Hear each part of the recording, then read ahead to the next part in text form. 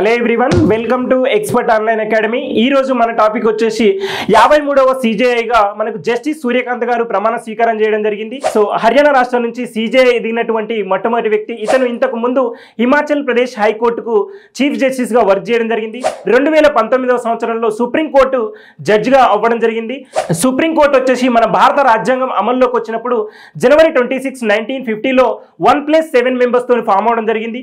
ఆ రోజు సిజేఐ వచ్చేసి హెచ్జే కానియండి, 52nd సిజేఐ వచ్చేసి మనకు బిఆర్ గవాయ్, 53rd పర్సన్ వచ్చేసి జస్టిస్ సూర్యకాంత్ గారు. ఓకే, సో ఇప్పటి వరకు కూడా 1950 నుంచి 2015 వరకు కూడా ఏ ఒక్క ఉమెన్ కూడా సిజేఐ గా వర్క్ చేయలేదు. ఫస్ట్ టైం వచ్చేసి 2027వ సంవత్సరంలో బివి నాగరత్న గారు చీఫ్ జస్టిస్ ఆఫ్ ఇండియాగా వర్క్ చేయబోతున్నారు. ప్రెసెంట్ కంపోజిషన్ వచ్చేసి 1+33 మెంబర్స్ ఉంటారు. సో ఈ 33 మెంబర్స్ లో సర్వీసెస్ లో సీనియారిటీ ఎవరైతే ఉన్నారో సో వారిని ప్రెసెంట్ సిజేఐ రికమెండ్ చేయడం జరుగుతుంది.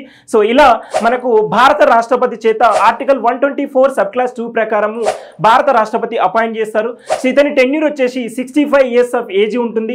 సో ఓత్ వచ్చేసి ప్రమాణ స్వీకారం భారత రాజ్యాంగంలో షెడ్యూల్ 3లో మెన్షన్ చేసినట్టుగా భారత రాష్ట్రపతి ముందు ప్రమాణ స్వీకారం చేయడం జరుగుతుంది. ఇతని శాలరీస్ అండ్ అలవెన్సెస్ అన్ని కూడా మనకు పార్లమెంట్ డిటర్మైన్ చేయడం జరుగుతుంది. సో రిమూవ్ అమెరికా కాన్స్టిట్యూషన్ నుంచి తీసుకోవడం జరిగింది. ఇది మిస్బిహేవియర్ ఆర్ ఇన్కెపాసిటెన్సీ ప్రూవ్ అయినట్లయితే, పార్లమెంట్ లో స్పెషల్ మెజారిటీతో ప్రూవ్ అయినట్లయితే ఇతన్ని భారత రాష్ట్రపతి రిమూవ్ చేయడం జరుగుతుంది.